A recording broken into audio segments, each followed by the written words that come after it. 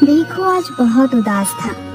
गांव के मुखिया सूरज भान सिंह का बेटा दीनू उसे अपना खेत बेचने के लिए 1 सप्ताह का समय दिया था, नहीं तो 5 लाख रुपए का कर्ज चुकाने को बोलकर चला गया था।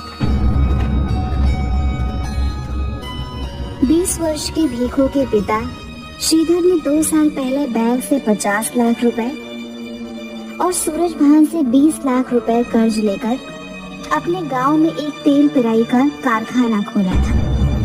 6 महीने में ही श्रीधर ने सूरज भान को 15 लाख रुपए लौटा दिए थे। बेटा दीनू, इस तरह से तो सारा पैसा लौटा देंगे, कुछ करना होगा। एक दिन उन दोनों ने मिलकर रातों रात पूरे तेल कारखाना में आग लगा दी। जब फैक्ट्री बिल्कुल खाक हो गई तब खुद ही चिल्लाने लगी। अरे आग लग गई, आग! अरे श्रीधर, भीखू, देखो तो फैक्ट्री में आग लग गई। हे भगवान, मैं तबाह हो गया, बर्बाद हो गया, मेरी जीवन की अंतिम पूंजी चली गई। सुन जा मेरे भाई, अब क्या होगा? सब खत्म हो गया। मत रो श्रीधर, हिम्मत से काम ले। हिम्मत? अब हिम्मत इस उम्र में कहाँ से लाओ भाई? राधा जवान बेटी घर में पड़ी है। अभी परसों ही मैं उसके ब्याह के बाद नदी के पार वैद्य शंकर मिश्रा के बेटे डॉक्टर दीपक से करके आया हूँ। अब उसके हाथ कैसे पीले होंगे भाई? सब ठीक हो जाएगा भाई, ऊपर वाले पर भरोसा रखो। अब कुछ ठीक नहीं हो सकता। ये मेरे जीवन की आखिरी पूंजी थी, जिस पर मैंने तुमसे और बैंक से 50 लाख रुपया लोन लेकर जुआ खेला था। सब कुछ ठीक चल रहा था। अगर इसी तरह चलता तो मैं 2 साल में सब ठीक कर देता, लेकिन भगवान को शायद मेरी खुशी मंजूर नहीं थी। जब फैक्ट्री में आग लगी उस समय भीखू शहर में ग्रेजुएशन की पढ़ाई कर रहा था। खबर सुनते ही भीखू दूसरे दिन ही ट्रेन का टिकट लेकर गांव पहुंचा। जिस गांव को वह हंसता खेलता छोड़ गया था, वही गांव आज वीरान से लग रहा था। जैसे ही घर के पास पहुंचा, दूर से ही उसे घर में रोने बिलखने की आवाज सुनाई दी। वह हक्का बक्का अपने अटैची को वहीं छोड़कर दौड़कर घर आया। भैया, सब कुछ खत्म हो गया। तुम्हारे पिताजी के लिए तेल फैक्ट्री सिर्फ एक फैक्ट्री नहीं, उनकी आत्मा थी। फैक्ट्री जाने का शोक वो सह नहीं सके और अपनी आत्मा के साथ उन्होंने भी देह त्याग दिया। नहीं, मेरे पिता बहुत मजबूत इंसान थे, वो इस तरह नहीं टूट सकते। पापा, क्या हो गया पापा? आप क्यों हमें छोड़कर चले गए? आप ही तो थे जो हमें हिम्मत देते थे। आपका ही हौसला देख मैं आगे बढ़ने की सोच रहा था, और आज आप ही चुपचाप निकल गए। चुप हो जा बेटा, मत रो। अब परिवार की सारी जिम्मेदारी तुम पर ही है। जवान बहन राधा और बूढ़ी माँ देवकी, इन सभी को तुम्हें ही देखना है। अगर तुम इस तरह रोओगे तो फिर इन लोगों को ढांढस कौन देगा? भीखू जब पिताजी का दाह संस्कार कर वापस लौटा तो रात में राधा ने उसे सारी बात बताई।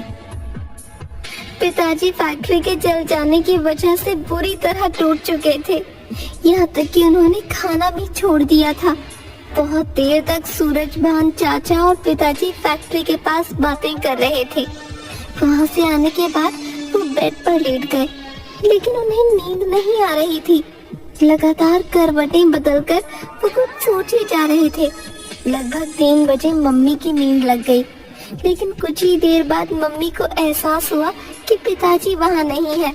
मम्मी और मैं उन्हें खोजते खोजते जब फैक्ट्री के पास गए तो देखा कि फैक्ट्री की सीलिंग फैन से वो लटके हुए थे। इतना कहकर राधा रोने लगी।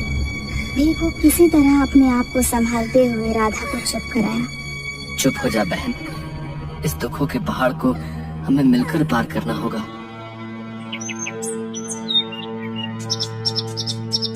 श्रीधर का 13वां दिन जब श्राद्ध कर्म का भोज हो रहा था, उसके बाद सूरज भान ने भीखू को बुलाकर उसे अपनी 5 लाख रुपए की बात याद दिलाई। बेटा भीखू, तुम्हें वो पैसे तो याद है ना? न चाहते हुए भी मुझे याद तो दिलाना ही पड़ेगा।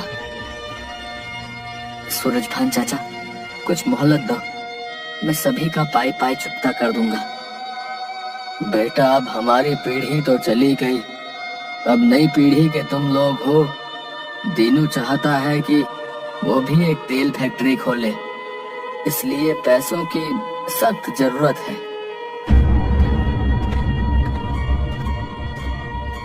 इस घटना के 10 दिन बाद आज दीनू भीखू को धमका कर गया है। दरअसल उन बाप बेटे की नजर फैक्ट्री और श्रीधर के कुछ बचे हुए जमीन के टुकड़ों पर थी। देख भाई भीखू, 10 दिन का वक्त दिया था, वो भी पूरा हुआ। अब अगर तुमने जल्दी से पैसे का इंतजाम नहीं किया तो फैक्ट्री के पास की जमीन भी तेरे हाथ से जाएगी, समझा ना? दीनू भाई, मुझे कुछ दिन का और वक्त दे दो। अब तुझे वक्त नहीं मिलेगा, तेरा वक्त खराब होगा, याद रखना।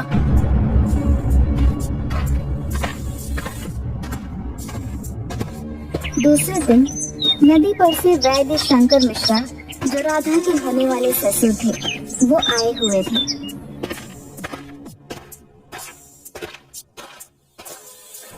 आइए चाचा जी, नमस्कार, बैठिए।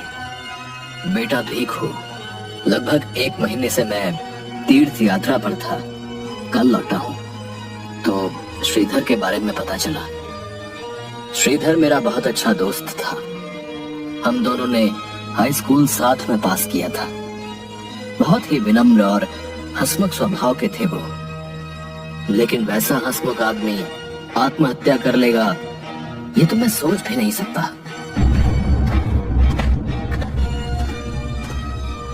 श्रीधर मिश्रा का घर यही है? जी हाँ।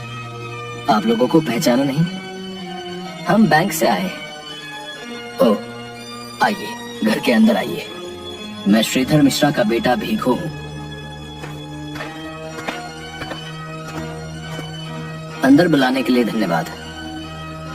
सॉरी, हम लोग तो सिर्फ नोटिस चिपकाने आए हैं कि 1 महीने के अंदर बैंक को 65 लाख बकाया नहीं चुकाया गया तो आपकी जमीन नीलाम करके पैसा वसूल किया जाएगा। पर इतनी जल्दी इतनी बड़ी रकम देना कैसे पॉसिबल है? सॉरी सर, आप बैंक में जाकर बात कर सकते हैं।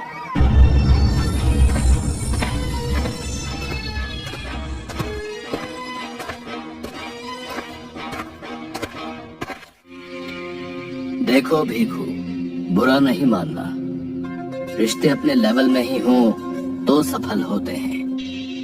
मेरा बेटा MBBS डॉक्टर है और आज की तारीख में तुम कंगाल हो, इसलिए राधा का रिश्ता अगर अपने लेवल में ही देख लो तो अच्छा होगा। अब ठीक है, अब मैं चलता हूँ। वैद्य चाचा, आपसे ये उम्मीद नहीं थी। वैसे धन्यवाद, आपने हमें अपना फैसला शादी के पहले ही सुना दिया। जो इंसान स्टेटस देखकर रिश्ता बनाता है वो रिश्ता नहीं सौदा करता है, और हमें रिश्तेदार की जरूरत है, सौदागर की नहीं। प्रणाम।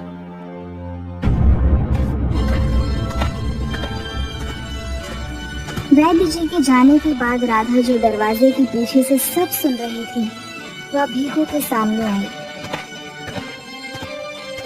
सॉरी राधा, पिताजी का किया हुआ रिश्ता मैं बचा नहीं सका। तुमने बिल्कुल सही कहा, मैं खुद तुमसे कहने वाली थी कि ऐसे लोगों के यहाँ मुझे नहीं जाना जो स्टेटस को देखकर रिश्ता बनाते हो।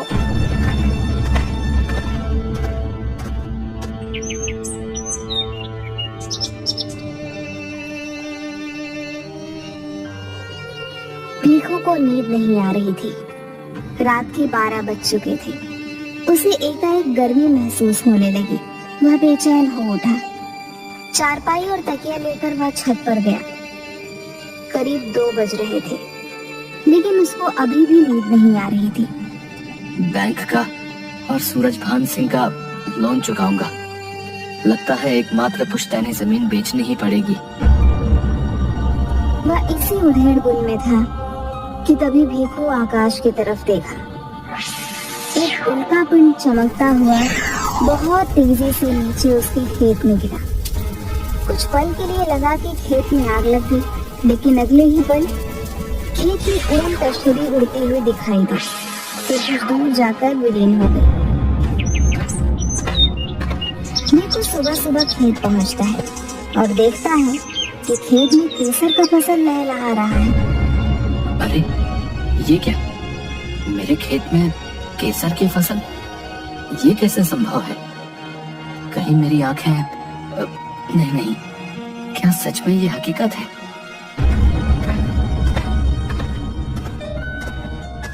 भीखू 5 किलो केसर बोरा में भरकर शहर बेच आया।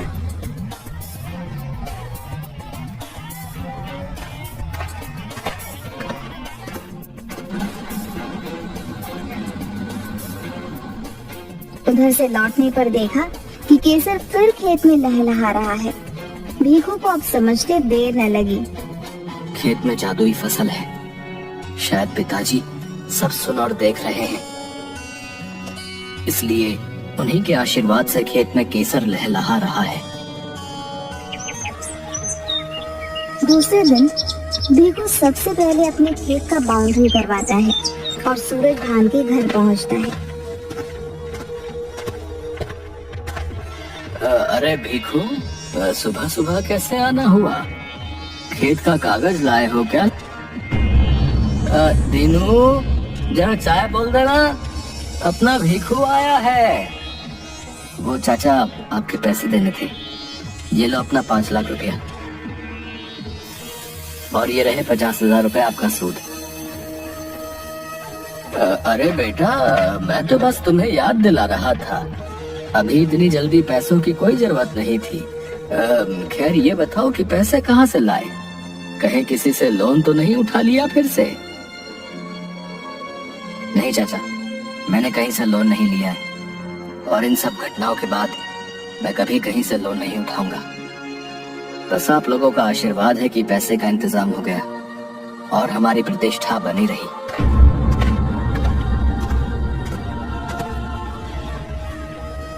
बेटा दीनू, इस भीखू का पीछा करो, देखो इतनी जल्दी कहाँ से पैसों का इंतजाम किया इसने।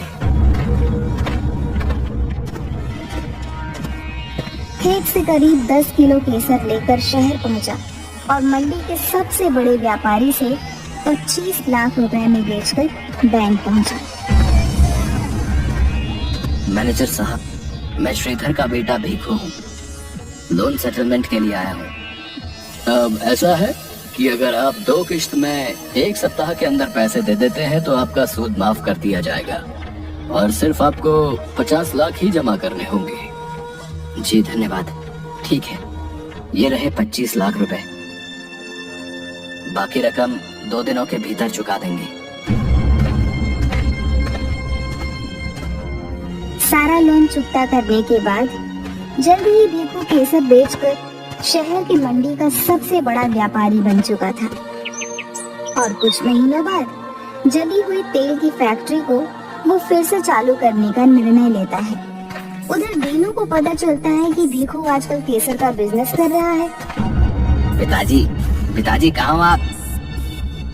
अरे उल्लू के पट्टे, यहीं बैठकर पेपर पढ़ रहा हूँ, तुझे दिखाई नहीं देता? देखो श्रीधर के बेटे को बाप का सारा लोन चुका दिया, वो भी सूद समेत, और एक तुम हो जो बाप को लोन लेने पर उतरवा दोगे। अरे पिताजी, वही खुशखबरी तो आपको देने आया हूँ। भीखू कहाँ से पैसा चुकता कर रहा है ये हमें पता चल गया है। वो जो अपना खेत का बाउंड्री करवाया है उसके अंदर केसर की खेती है, और वही बेचकर सारा पैसा चुकाया है। अभी अभी मंडी से हमको पता चला। ओहो, तभी कहूँ कि लौंडे को कौन सी लॉटरी लग गई है जो 1 हफ्ते के अंदर सारा लोन चुकता कर दिया। चलो आज रात उसके खेत पर धावा बोलकर सारा केसर बोरे में भरकर ले आएंगे।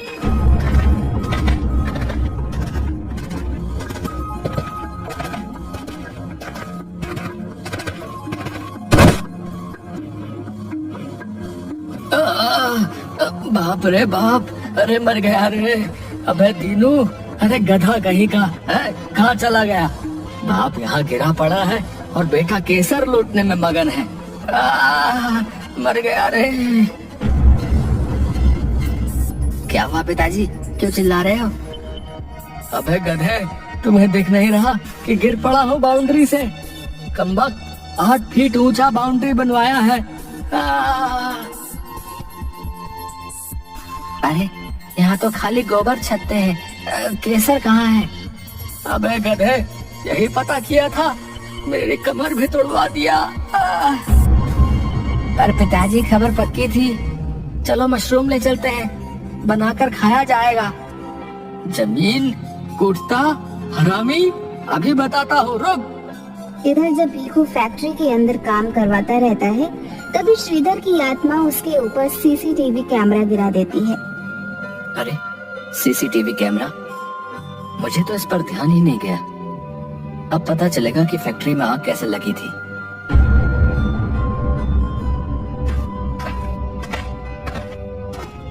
जब वो सीसीटीवी कैमरा को ध्यान से देखता है तो पता चलता है कि फैक्ट्री में आग सूरज सिंह और उसके बेटे दोनों ने लगाई थी।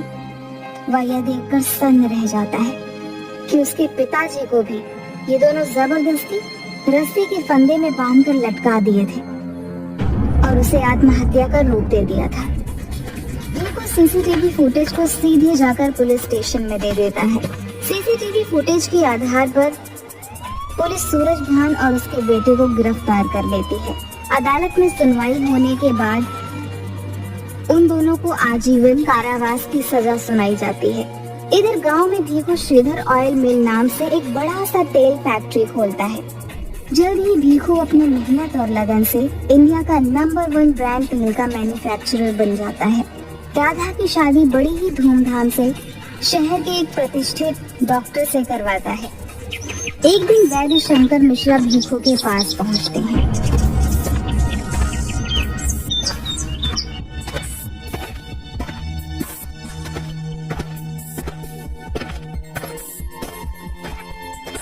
अरे वैद्य चाचा, आप कहिए, कैसे आना हुआ? बेटा, मैं पैसों के लालच में अंधा होकर अपने बेटे डॉक्टर दीपक की शादी एक बहुत बड़े बिजनेसमैन की बेटी से कर दी थी।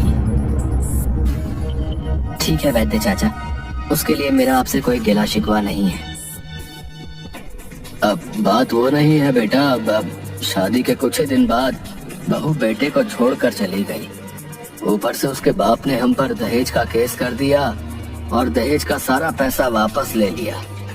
3 महीने बाप बेटा दोनों जेल में रहे। कोई बात नहीं, कितने पैसे चाहिए? मैं मैनेजर से कहकर आपको दिलवा देता हूँ।